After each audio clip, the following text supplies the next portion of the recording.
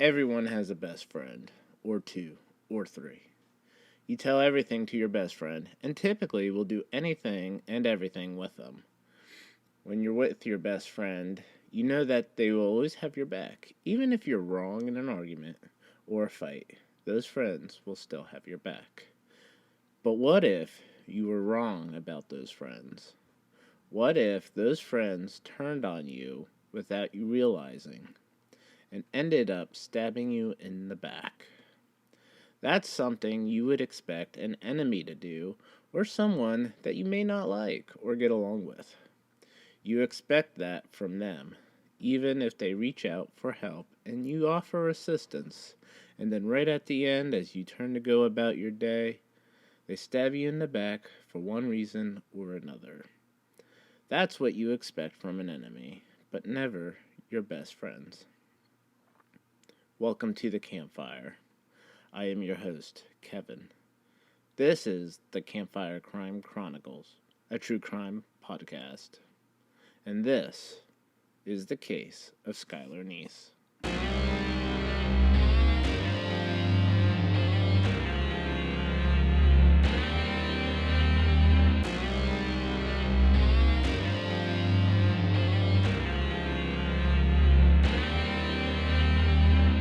County 911, do you have an emergency? I have a 16-year-old daughter who apparently snuck out of her room last night.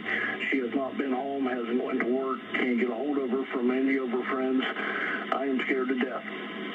The recording that you heard was Skyler Neese's father to 911 dispatchers to report his daughter missing.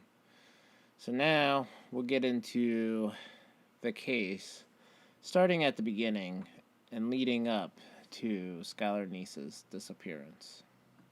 Skyler Annette Neese, born February 10th, 1996. She was an only child to Mary and David Neese.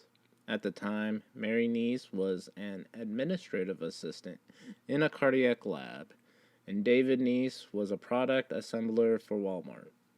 Skyler attended University High School as an honors student who had goals set out to be a criminal defense lawyer. While in high school, she was working part-time at a local Wendy's, and she was a sophomore at UHS with her two best friends, Sheila Eddy and Rachel Schoaf. Skyler met Sheila when she was 8 years old in second grade. However, the two would attend separate schools. They would become best friends, and then when Skyler and Sheila got to high school, the two would meet Rachel in their freshman year. And then it wouldn't be too long before the two best friends became three. Skyler, like most teenagers, was very social and intelligent who had a strong interest in reading as well as an active social media life, as most teenagers do. She was posting everything and every thought on her timelines and her feeds. Sheila was said to be the fun-loving and carefree-like attitude of the three friends, whereas Rachel was the opposite that of Sheila. She was well-liked in school and would be involved in school plays where she would be casted the lead.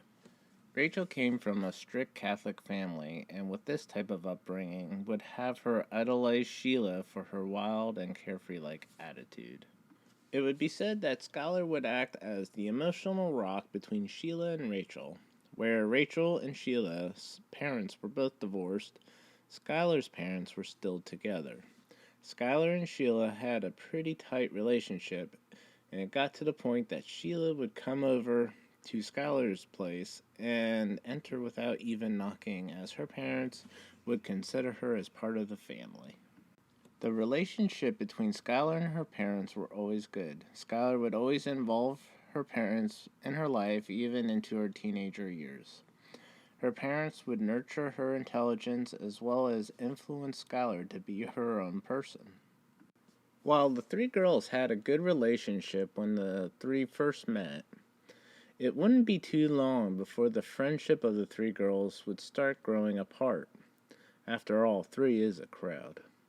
Before too long, Sheila and Rachel would become closer and would begin making plans together, excluding Skyler. This would upset Skyler whenever she was excluded from Rachel's and Sheila's plans, and she would make cryptic and sometimes very direct tweets on her Twitter account at the ever-growing division between her and her two friends. On the night of July 5th, 2012, Skyler came home late from a shift from Wendy's and she saw her mother. She would state that she was tired and would be headed to bed, and around 12:30 a.m. on July 6th, Skyler sneaks out of her bedroom window and gets into a sedan before leaving the apartment complex. This would be shown on surveillance cameras.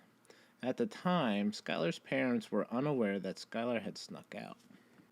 Later that morning on July 6th, both parents would go to work. Skyler's father would return home later that day on a break and noticed that Skyler's door was still closed. When Skyler's father noticed that Skyler wasn't home, nor was her bed slept in from the night before, he called Mary, who wasn't as concerned as David would seem to be. Mary would tell David to wait till 4 p.m. until he would report her missing to see if she would show up for work that day. This was because Skyler was very responsible and would go to work even when she was sick. David would also call Skyler's best friend, Sheila Eddy, who stated that she hadn't seen Skyler and that the last time she talked to Skyler was around midnight. When David would go outside for a cigarette, he noticed a small table or sitting bench outside that belonged to Skyler. When he investigated it, he saw that her window was cracked open and knew that she had snuck out again, as this wasn't the first time that she had done this. As 4 p.m. rolled around, the Neeses didn't have a chance to call Wendy's because they called them asking if Skyler would be coming to work that day.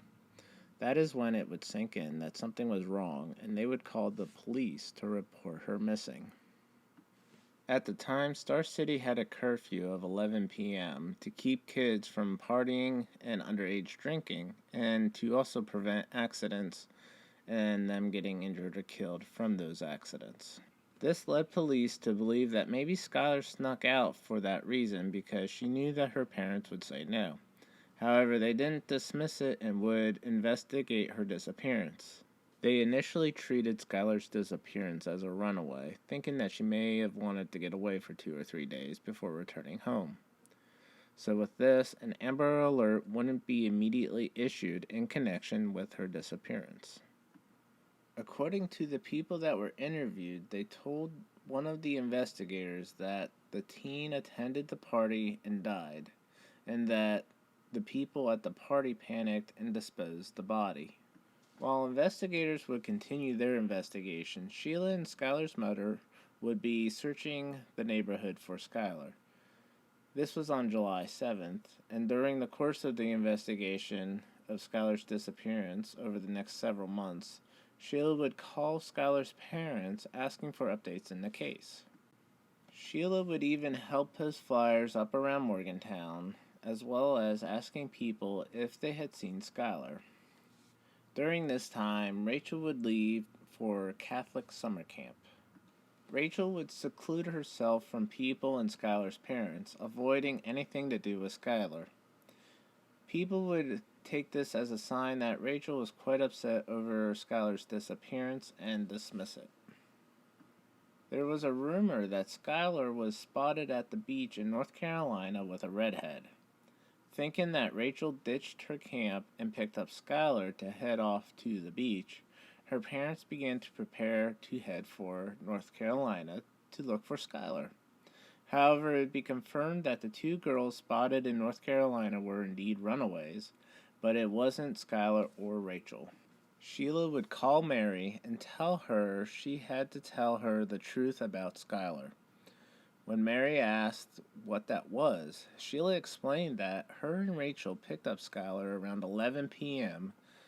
and drove around Star City for about an hour, where they had claimed to drop Skyler off at the end of the road between 11:45 and 12 a.m. Sheila told Skyler's mother that Skyler asked her to be dropped off at the end of the street so that she could sneak back into her room without waking up her parents. However, when investigators and Skyler's parents would review the surveillance footage from the apartment complex, They would discover that Skyler was seen leaving her apartment and would get into a silver sedan at 12:30 and pulling out of the complex in that car around 12:35 a.m. The surveillance would never show Skyler ever returning. When Sheila was asked if that was her, she denied it, saying that she picked up Skyler closer to her apartment. Going off of what Sheila told Marion investigators, they were believing that Skyler had snuck back out after Sheila dropped her off earlier.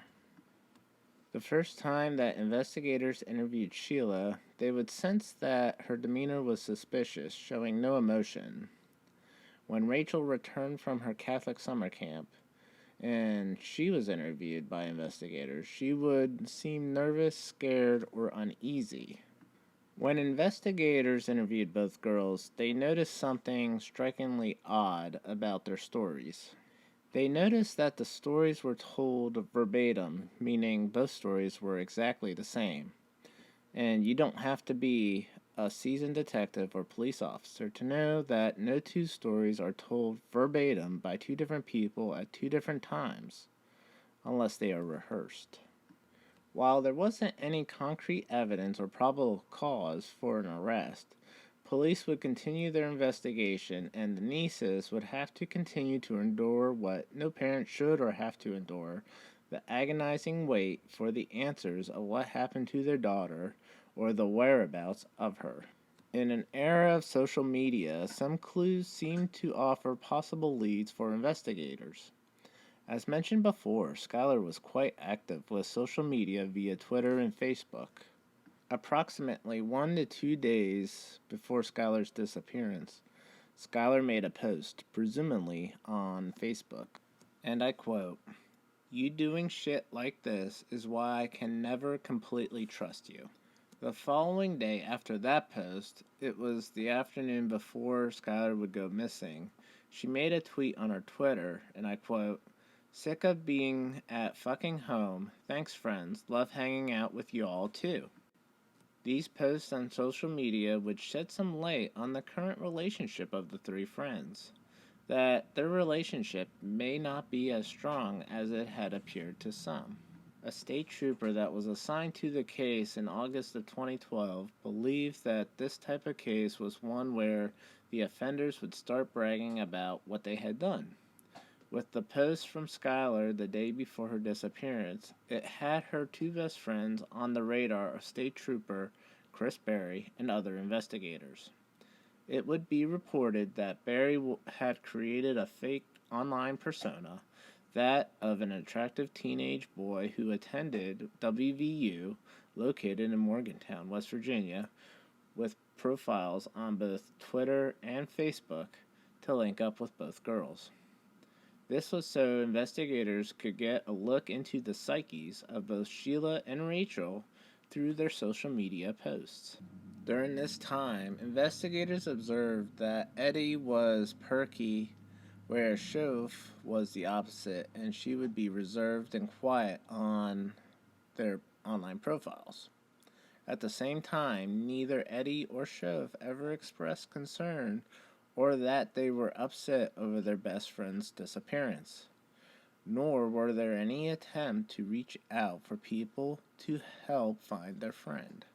Sheila's posts were mostly mundane and would even post a photo of her and Rachel together. Then other posts would strike investigators as odd, such as one from November 5th of 2012, and I quote, "No one on this earth can handle me and Rachel. If you think you can, you're wrong." Rachel and Sheila would begin receiving pressure from people on social media. People on Twitter would begin accusing the girls of having involvement with Skyler's disappearance and telling them it was only a matter of time until they were caught. Rachel and Sheila were constantly brought in for interviews with investigators.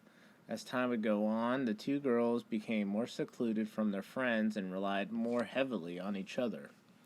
During the investigation, investigators cross-referenced the surveillance footages from the apartment complex with camera footage from a Sheetz gas station not far from the Neese's residence.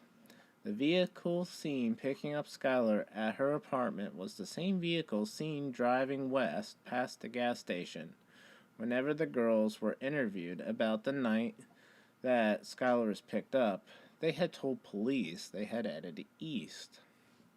Investigators would drive around looking for the car, taking pictures of all the cars resembling the description and license plates, and would run them to see if anyone had relations to Skyler. Investigators drove the girls around Star City, retracing their steps the night that Skyler disappeared to help figure out what happened to Skyler. First, they took Sheila out, and when they were driving around, there were some side streets that they took and went more east towards Morgantown. When investigators interviewed Rachel, this is where Rachel's portion of the story differs from Sheila's. Rachel's story had the girls going in the opposite direction of where Sheila brought investigators. The route that Rachel said that they took had video cameras, and investigators said they could cross-reference the route that Rachel said they took with those surveillance footages. When investigators told Rachel this, she would begin to have a panic or frightened look on her face and would state that she was already high at the time that they picked up Skyler and that her memory may not be 100% accurate. With all the inconsistencies between Sheila's and Rachel's stories, investigators couldn't rely on them as reliable witnesses. Police would run both Sheila's and Rachel's cell phone records to see where they were the night that Skyler disappeared. Their records show that both girls' cell phones were active in the Blacksville area after 4 a.m. This determined that the girls had told a lie. Investigators also kept going back to the surveillance systems at the apartment complex and also the gas station. Investigators noticed something about their surveillance footage, that anytime a car would come in, you would be able to see the headlights of that vehicle coming in, so even if Sheila parked in a different location, they would have noticed the headlights at the time frame that she said that she picked up Skyler. This made investigators wonder that if Sheila had lied about the time that they picked her up, could she also be lying about that car being seen in the footage be hers? After all, Sheila did drive a silver four-door sedan as seen on the cameras. That couldn't be ruled out. As the girls' stories began falling apart about their whereabouts that night, Sheila would finally admit that the car in the cameras was hers. She would admit this 2 months into the investigation. When investigators determined that the girls were in Blacksville, they would interview the girls. They interviewed Rachel first, and when they interviewed her, she would state that they went to Blacksville to smoke some pot, and Skyler wanted to go to a friend's house to get more pot, and they didn't want to go. So they dropped off Skyler at the friend's house, and then someone let her in, and then Sheila and Rachel left. Then, immediately after, they brought in Sheila and interviewed her, and Sheila stated that they went to Blacksville to smoke some pot. Skyler wanted to go to a friend's house to buy more pot, but Sheila and Rachel didn't want to go. So Skyler got mad and walked away, and when Sheila and Rachel couldn't find Skyler, they left. So their stories didn't match, and although all the evidence pointed towards Sheila and Rachel for Skyler's disappearance, there wasn't enough evidence to charge them with anything. Police would need a confession, and they knew it would only be a matter of time before they got one. At school, word spreads that the girls are holding back information about Skyler's whereabouts. People would start pressuring the girls to go to the police about what they know from people in their everyday life, at school. Even strangers would pressure the girls. The pressure started getting to Rachel as she would become more aggressive towards her friends and family until she would break. In December of 2012, Rachel would have a nervous breakdown. Her mother would call 911 on December 28, 2012, stating that her daughter was out of control. crying uncontrollably and hitting both parents and screaming. It would also be said that Rachel was running through her neighborhood. Rachel would then be committed to a local psychiatric hospital where she wouldn't have any contact with Sheila. Rachel would be discharged from the psych hospital after New Year's on January 3rd, 2013.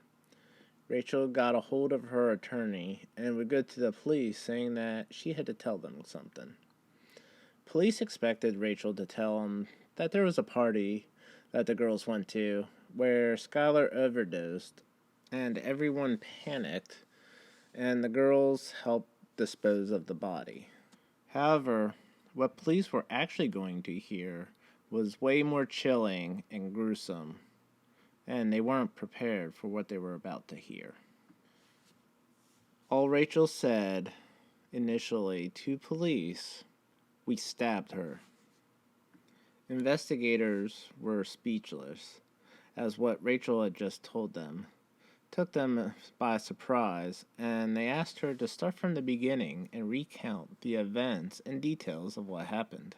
When Rachel confessed and recounted on how the events of that night took place, she stated that they talked Skyler into sneaking out and going with them under the pretense of smoking marijuana.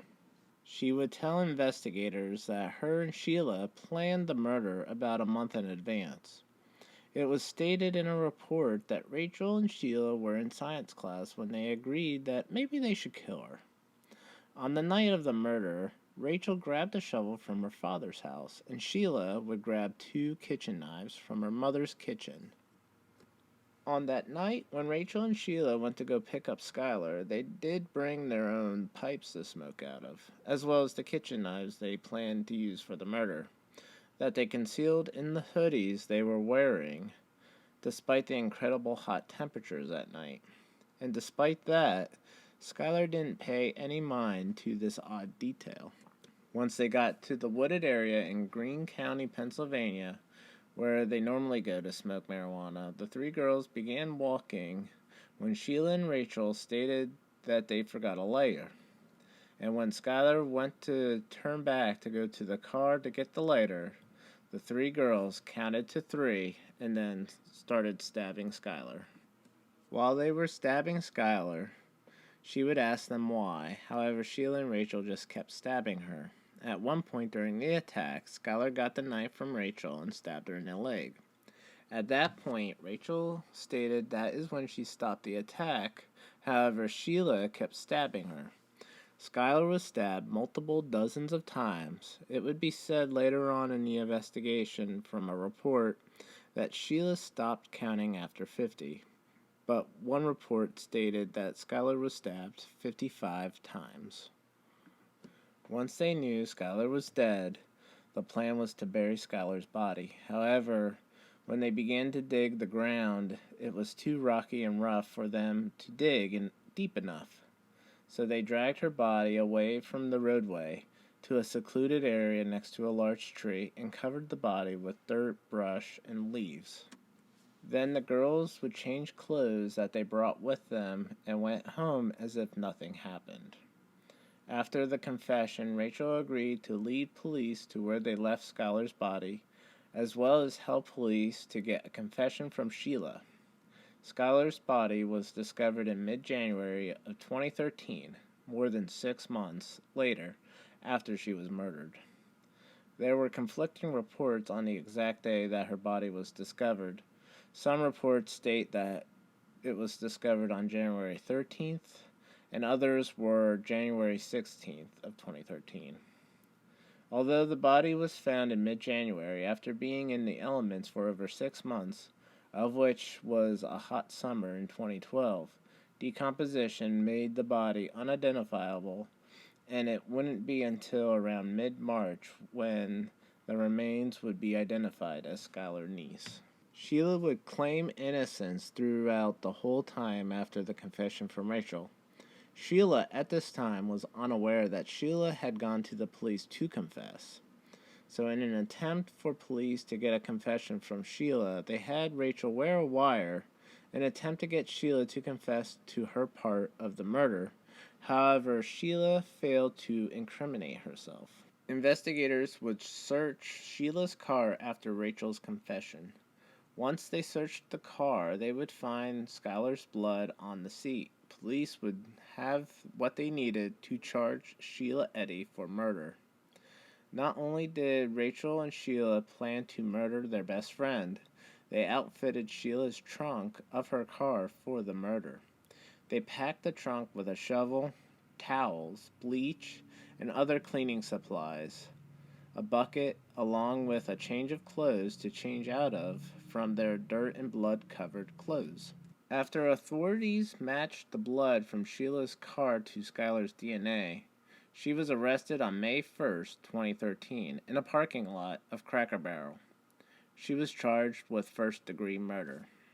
After the girls were charged and arrested, several classmates of Rachel and Sheila's would come forward. They would testify that they had overheard the two discussing how they murdered and disposed of Skyler's body. At the time, the classmates dismissed what they heard, thinking that the girls weren't serious and that they were joking, which is the reason for them never going to authorities until after their arrest. And once they heard that the girls were arrested, they went to police. Rumors would begin to surface of why the two girls murdered their best friend. Some would say Rachel and Sheila were secretly lovers having a sexual relationship and were afraid that Skyler knew about it and would tell everybody, which Skyler's parents would deny her ever doing because Skyler wouldn't have cared, as she had several friends that were both gay and lesbian. Others had said that the drugs corrupted Sheila's and Rachel's minds. Then others said they were just evil, and some had speculated that it was a thrill kill. None of these rumors were ever verified or confirmed by the girls. So what was the motive for murdering their best friend? The only answer that has ever been told by either of the girls was that they didn't want to be friends with her anymore, and that they just didn't like her. Sheila Eddy would initially plead not guilty to the charges of kidnapping, first-degree murder, and conspiracy to commit murder. Then, when she realized that she would be facing additional charges, she would change her plea to guilty to first-degree murder about a week before her trial. Despite not expressing remorse or even offering an apology, she would be sentenced to life in prison with mercy, which meant that she would be eligible for parole in 15 years on May 1st of 2028. On February 26, 2014, Rachel Schoaf was sentenced to 30 years in prison with the eligibility of parole after 10 years for her cooperation and confession to police. This would make her eligible for parole and release on May 1st of 2023. Both girls are incarcerated at the Lakin Correctional Center. Skyler's parents pushed for Skyler's Law to be passed in West Virginia. Skyler's Law states that a missing child doesn't need to be in immediate danger in order for the police to issue an Amber Alert. The Neeses also turned the area where Skyler's body was discovered into a memorial for Skyler. So that concludes this tale by the campfire. There was a lot to cover in this case, and all resources used to gather information for the case include, but not limited to, news articles, reports, documentaries, as well as other sources. I appreciate everyone who has gathered by the campfire with me for this case. Also, if you wish to get ad-free shows as well as bonus episodes, then sign up and join me over at the Bonfire. At the Bonfire, in addition to ad-free shows and bonus episodes, you'll also get a shout-out on the podcast, access to Patreon-only feeds, which include sneak peeks to the next case that I'm researching, as well as early release of the next episode. So join me over at the Bonfire and get the bragging rights to all your friends that you've listened to the next episode before it was released. Join me in 2 weeks for the next tale of the campfire, and remember to keep your friends close and your enemies closer.